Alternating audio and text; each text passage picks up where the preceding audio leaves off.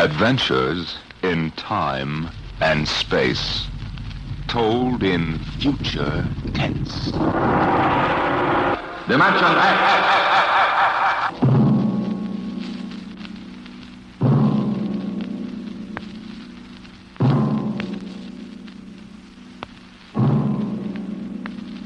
Can you predict what will come in 100 years?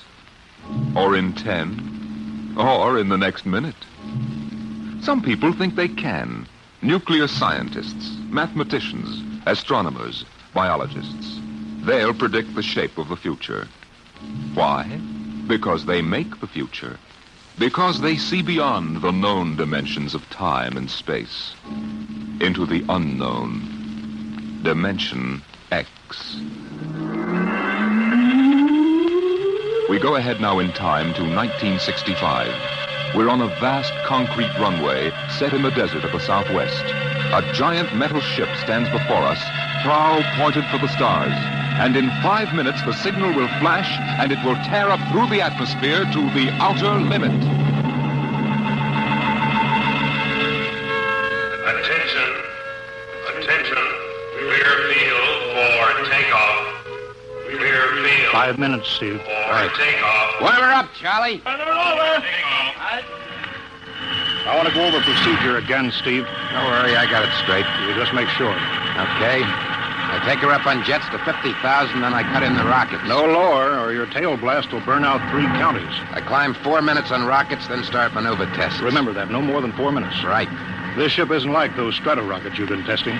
She's the first one built for outer space. If she works, she can go clear to the moon. If I'd have known that, I'd have brought my toothbrush. Well, not this trip. Now get this, Steve. You've got power there to clear the Earth's gravitational field. But remember, after you cut in the rockets, you've only got 10 minutes fuel. If you go beyond the outer limit and don't save fuel for the return... I know, I won't get down again. That's right, Steve. You'll drift off into space. Get that now. 10 minutes fuel. Gotcha. Now, as far as I'm concerned, this project is a lot more important than that cosmic ray bomb they're testing out in the Pacific tonight. Well, the Security Commission brass doesn't think so. I don't see any undersecretaries under anything. Don't worry. In the long run, our ship will make the CR bomb back-page stuff. But in the meantime, it's just as dangerous. Remember, half the principles in this ship are pure theory, Steve. Slide rule stuff. If anything goes wrong, we may have to scrape you off the landscape with a soup spoon. You have a charming sense of humor. Now, here's what I'm getting at. We're risking your neck in this test. If anything blows, we don't want to have the next man pull the same boner. I know, Hank. So keep your mic open and keep talking. If anything goes wrong, we want to know exactly why. And we won't be able to ask you. Let us know before you pull every switch. Before you do anything. You got that? Yeah. Even if you only have to blow your nose. All right, get those fuel lines away. Okay, Mr. Grove. Well, I guess that's about all, Steve. Hey, that reminds me. Look, if Mary calls, I'm just up on a milk run. I didn't tell her today was it. How is she? She's okay, but she's due about now, and I don't want her to be nervous. Hey, I didn't know the baby was that close. Yeah? Steve, I really ought to be sending a single man on this job. What, and cut me out of a soft paycheck? Forget it, Hank. You know you can't get anybody else who can take 15 G's acceleration when those rockets cut in. Yeah, I know. It's time, Steve. Yeah. Well, see you later. Don't worry, Hank. I'll sweat for both of us. Button her up, Shelley. So long, Hank. So long. We'll give you the light from control.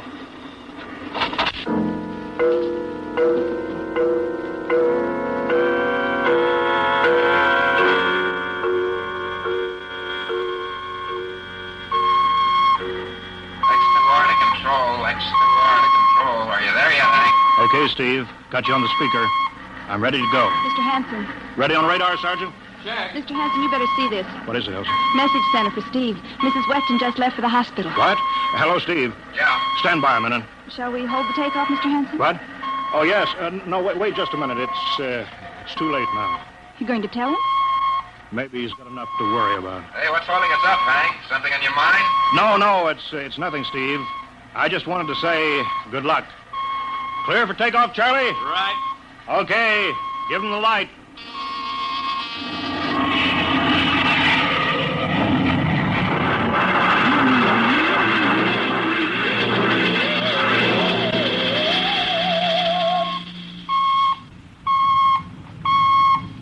All right, right, Steve. I'm reading you clear. I'm at 40,000. Airspeed 600. She's running fine. Soundproofing works. There's a third-degree waiver in the AGY pressure. Got that, Charlie? Check. Dead center on radar, Mr. Hanson. 50,000 now. Cutting out the port jet. Now the starboard. Off jets. Airspeed dropping. Opening the rocket ports. Switch sticks a little, Charlie. Oxy alcohol pressure 350. All right, now I'm advancing the ignition key. There goes rocket one.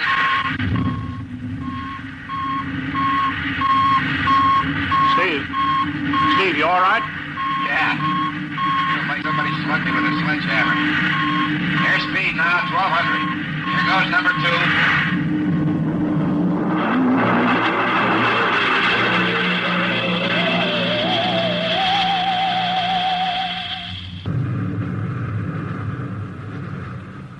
Hello, Steve. Elapsed rocket time is now 4 minutes. What's your altitude? Over to you. Speed 4,400. Still climbing.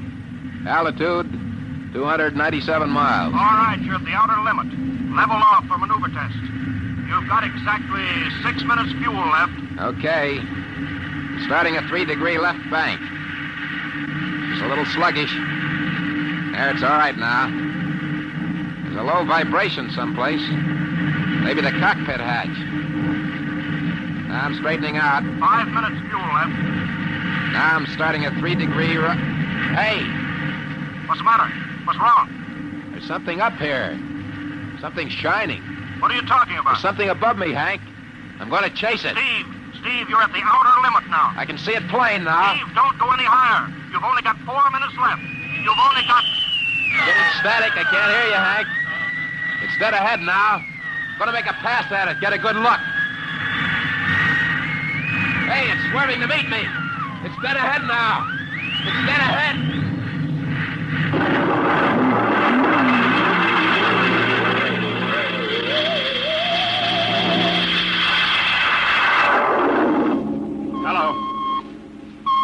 Hello, Steve. Steve, come in. 9 minutes fuel gone. Still no sign on radar. Hello, Steve. Steve, what's happened? Charlie, get out the crash squad. Tell the Army squadron to alert their search planes. Right. 9.5 minutes gone. Hello, Steve. Squadron. What's happened? Where the devil is it? Charlie, Hello. for Mr. Hanson. Come in, Steve. We need a search squadron. Come in. No, Mr. Hanson's busy. Hello, Steve. Hello, Steve. 10 minutes, Mr. Hanson. That's the end of this fuel.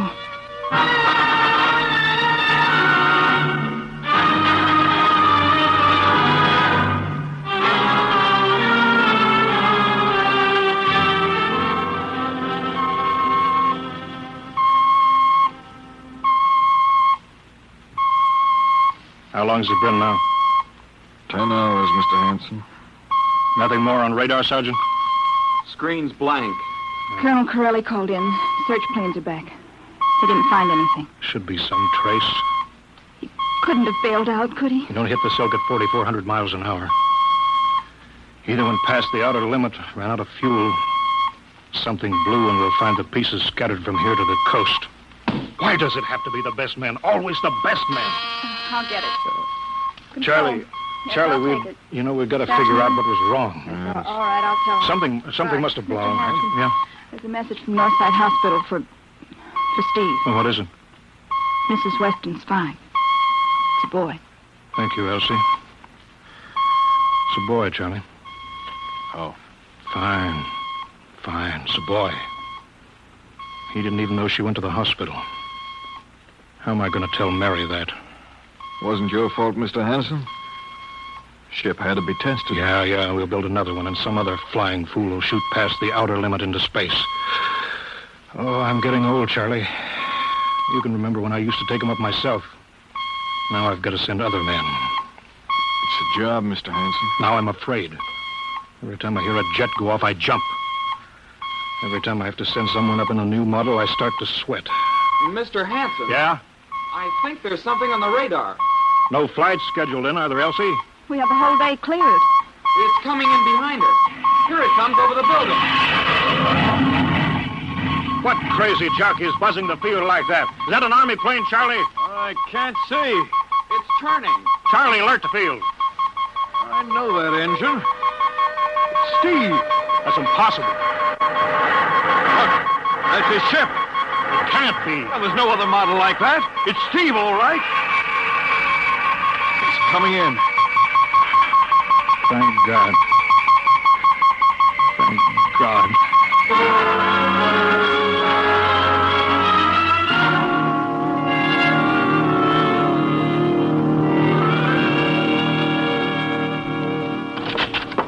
All right, sit down, Steve. The quicker we get this done, the quicker you get over to see Mary and the baby. Hank. Elsie, give the order to check and refuel the rockets.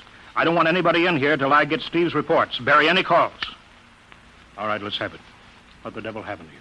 Hank, does that cosmic ray bomb still go off tonight? What are you talking about? Straighten out, Steve. Where you been for the last 10 hours? Listen, Hank, there's something more important. Come on. I've got to get a report on the screen to Washington, so let's have it. I've got to know how you stretched 10 minutes fuel to keep you in the air for 10 hours. Now, one thing before I talk. Look, have the Steve. Geiger men run over the ship before they refuel. What'd you run into? So help me, Hank, I don't know. But we better check and make sure it isn't radioactive. Elsie, add a Geiger report on the standard check. Steve, maybe we better have the doc look you over, too. No, I'll be all right. They said I'd be all right. They? Look, son, I know you've had a tough time, but we've had this field on the alert for 10 hours. One of the Army boys cracked up looking for you, and he's hurt bad. So let's have the story. Let's have it straight. I don't know how to tell you. Hank, I saw something up there. At 300 miles? I chased something up there, Hank, and I caught it. Now, don't hand me that, Listen, Steve. I was cruising along, just starting the right bank, when I spotted something. It must have been going about half my speed. It was egg-shaped and smooth. I made a pass at it, and I was coming back for another, and then there was a humming sound. Humming? A sort of vibration. And I blacked out. I was headed straight for it at 4,400 miles an hour. I thought it was going to be the biggest smash since Hiroshima, and I guess they were drinking that bottle. Never mind that, Steve. What happened? I came to inside their ship. Uh-huh. Steve, this whole thing has been a devil of a strain on you. I'm going to call Major Donaldson from the Army base. Ask him to sit in. Psychiatrist? Yeah, that's a good idea. Let him run his tests. He'll tell you I'm not kidding. Because, Hank, unless I miss my guess, I've just been tipped off to the way the world ends.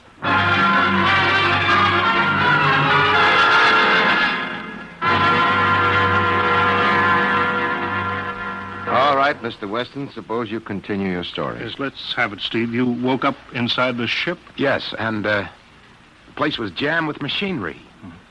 Dials, blinkers. I couldn't recognize anything. And you were surrounded by these men from Mars? I didn't say anything about men from Mars.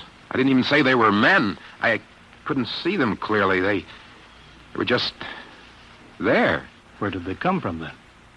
Another galaxy. Millions of miles outside of our solar system. That's all I know. You figure out where they came from. And they came all that distance to find the Earth? Yes. Did they tell you that? Yes. You mean they spoke English to you? No, they didn't. It's funny. Hadn't thought. They didn't really speak to me at all. They just planted the thoughts in my mind. You mean thought transference, telepathy? Yes, that's right. Well, Steve, what brought them here? We did, Hank. We rang their bell. We brought them in. Well, how? With our atomic explosions. Hank, that's why you've got to stop that bomb test tonight. I'll give up. Look, you've got to believe me, Hank. Oh, how can I make you understand? Maybe I can help, Mr. Weston. Would you submit to narcopsychometry? What's that? Under proper drugs, I can put you back in this ship by suggestion. Then we can get a playback record of your memory pattern on the audio circuit. And how long will that take? Half an hour. We'll have to go over to the lab. Will you believe me if it checks? It will give us an accurate memory picture of what your mind reports. All right, let's go. Hank, you got to believe me. We haven't got much time.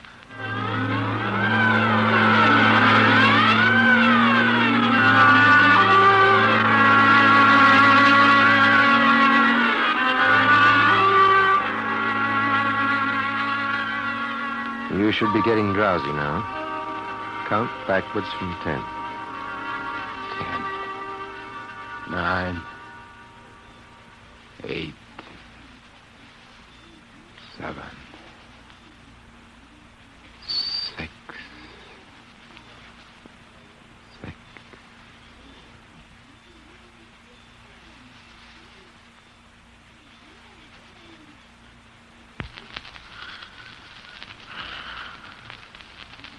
He's under. Now we attach the head plate electrodes. The cortical pickup. Look out for that wire, Mr. Henson. 3.0 setting. 31.3. Now throw that switch, Mr. Henson. I have to start him off by suggestion. All right, Steve. You're in your ship now. You're in the rocket. Rocket. You're in the rocket. You're in the rocket. And you've just sighted something strange. Now I'm starting at 3 degree right. What's that? Hey, there's something up here. Something shining. His memory pattern. We're picking it up electronically. There's something above me, Hank. I'm going to chase it. It's piped through the audio circuits. I'm getting static. I can't hear you, Hank. This is where we lost contact with him. I'm going to make a pass at it and... Hey, it's swerving to meet me. It's dead ahead now. It's dead ahead. Now what? This is where he blacked out. There's no telling how long, minutes or hours. What's that noise? I don't know, quiet. What?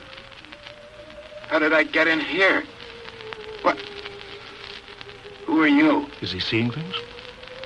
Intergalactic Patrol. What's that? What are they saying, Steve? What are they saying? It's about nuclear fission. They know about it. They know the danger of it. Long ago, they had wars that almost destroyed them. But finally, they learned. Now they've outlawed war. Go on, Steve. They patrol space. When their detector picks up an atomic explosion, they send a patrol. What are they going to do? They've quarantined us. Quarantine? They've isolated the Earth. Because we don't know how to control ourselves yet. Until we learn, we'll be a menace to the whole universe. What is this nonsense? How are they going to do it, Steve? They've spread a layer out here of... I don't know how to call it. All around the Earth. It's miles deep. When there's an atomic explosion on Earth, the radioactive particles will drift up to this layer and set off a chain reaction. It'll go around the world in microseconds. And that's the end. The end? What's he... Wait. Yes. Yes. I understand. I've got to bring back the warning. You're going to put me back in my ship to bring the warning.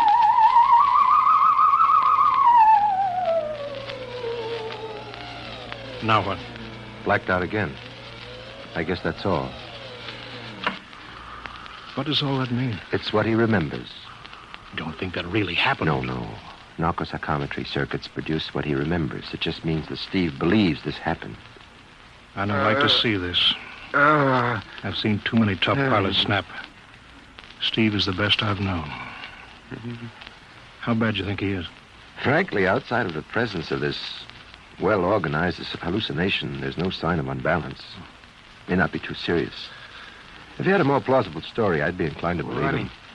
Warning. Hank. It's all right, boy.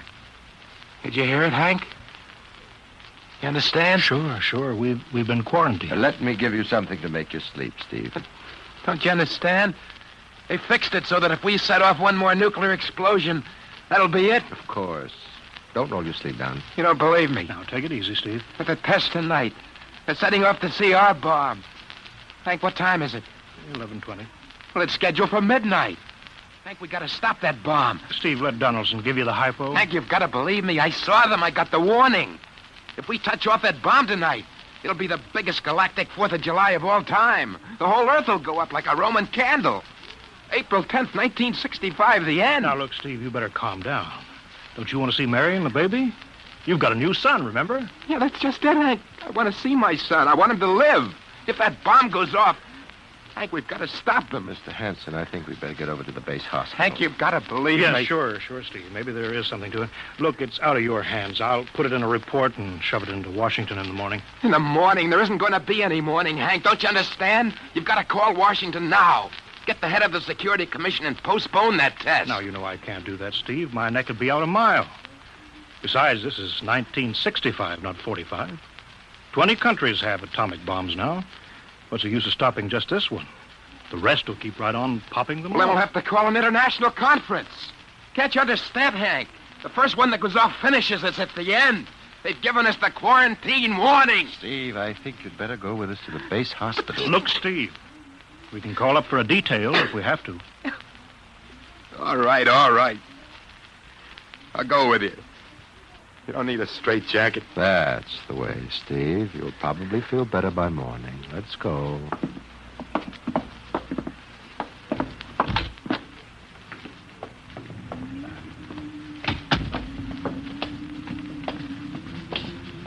Well, Steve, tomorrow I'll drive you over to the hospital to see Mary and the kid.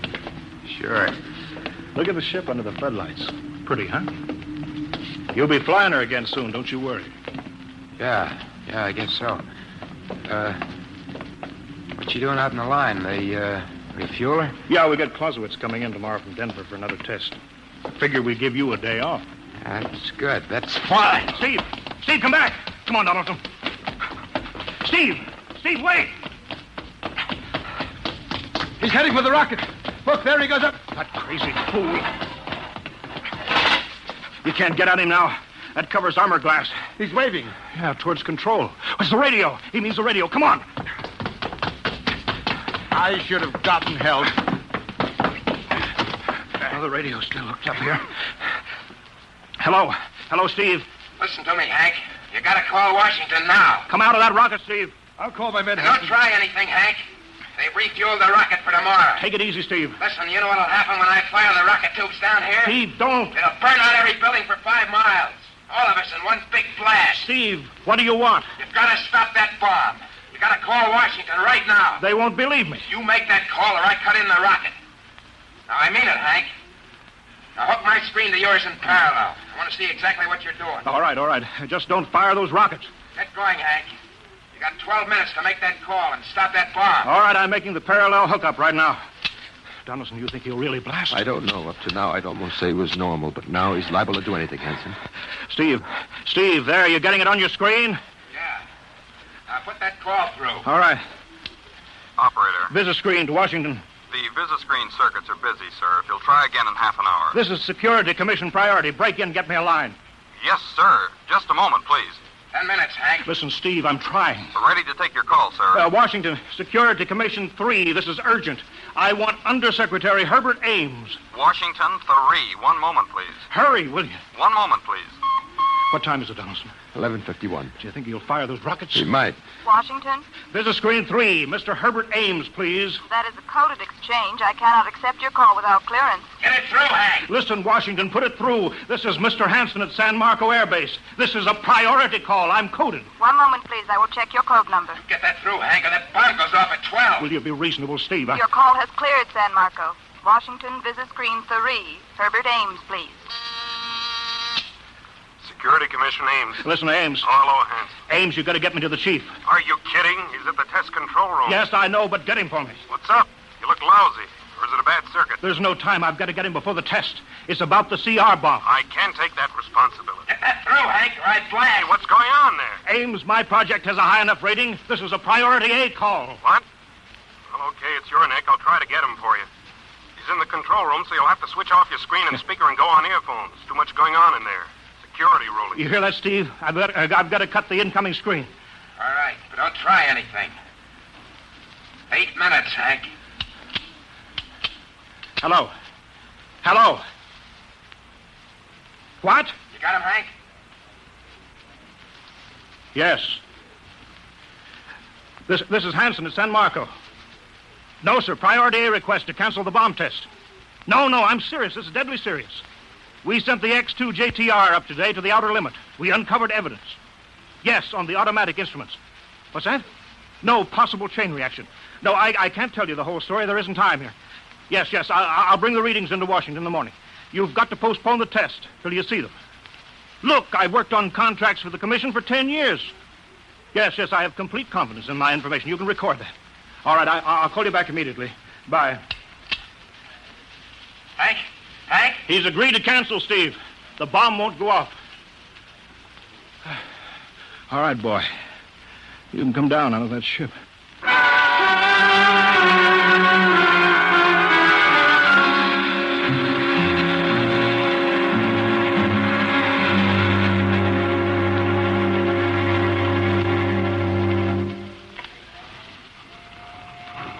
He's opening up. Here he comes. All right, Steve. Come on down. Sure, Hank. Just a second. Hank, I was scared. I was plain scared. Easy now. It's all over. The bomb won't go off. Thank God. Look, I want to see Mary and the baby. Can you get me transportation now? Oh, wait a minute. It's almost 12. They won't let you in the hospital now. I want to see the baby. Sure you do, but you've been under a strain. I've got a shot for you here, Steve. Give you a good night's sleep. All right. Roll up your sleeve. Yeah, here. Yeah, that'll make you sleep. Sergeant will find you a bed. Yes, sir. Come on, Mr. Weston. Okay. Good night, Hank. I'm kind of beat. It's been a tough night.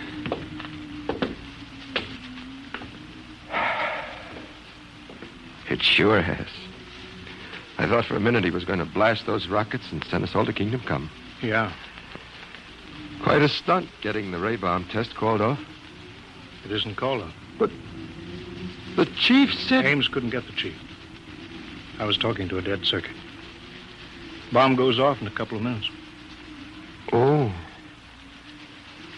Poor Steve.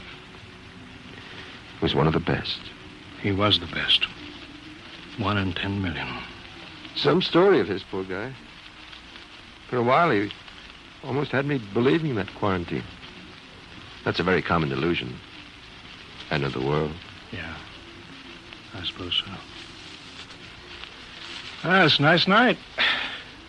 Never saw the stars so bright. We better be getting in. That wind is cold. Well, the bomb goes off in 30 seconds. Poor Steve. You know, Hanson, there's just one thing. Yeah? It's outside my field, but I'm curious. How did he keep that ship in the air for 10 hours with only 10 minutes fuel?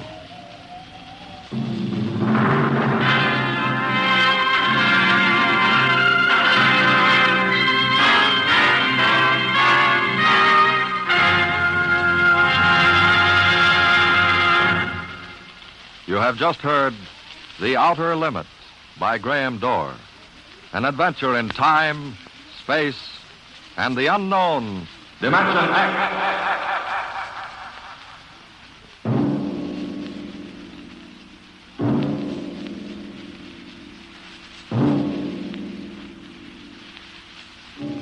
Now, about next week. Have you ever heard of the Mark III? The amazing electronic brain at Harvard that instantly solves the most complicated scientific problems. Suppose you had a mechanical brain like that in your house. A robot that was always at your service, so that you could just sit with folded hands and relax the rest of your life. That would be nice, wouldn't it? Perfect. That's what they thought when it happened in the year 2006. But they were wrong, terribly wrong. How? I'll tell you next week. Tonight's story, transcribed on Dimension X, The Outer Limit by Graham Dorr, was adapted for radio by Ernest Kenoy. Featured in the cast were Joseph Julian as Steve, Wendell Holmes as Hank, and Joe DeSantis as Major Donaldson. Your host is Norman Rose. Music was by Albert Berman. Sound designed by Sam Monroe. Edward King directed.